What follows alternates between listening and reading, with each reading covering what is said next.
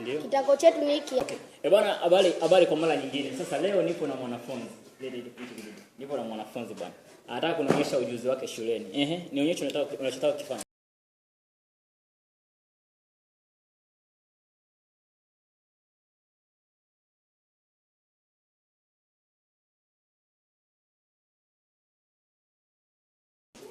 Hapa nakuelekeza kanuni ya kutafuta eneo la pembe tatu.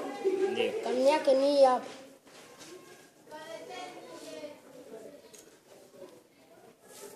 Kanuni yake inasema hivi. Eneo la pembe tatu sawa na nusu zidisha kimo zidisha kitako.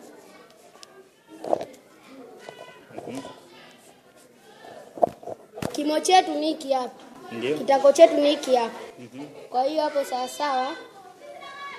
sawa na nusu zidisha kimo chetu hiki hapa sentimita 8 zidisha sentimita 12 ambao ndo kitako chetu.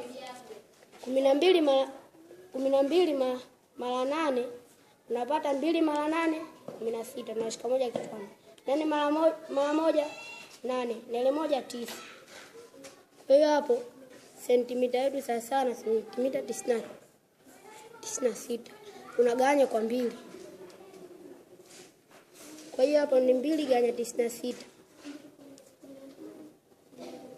Kwa 2 unapata 6. Kwa 2 unapata 4. 4 mara 2 8. Ukitoa na baki moja na baki 16.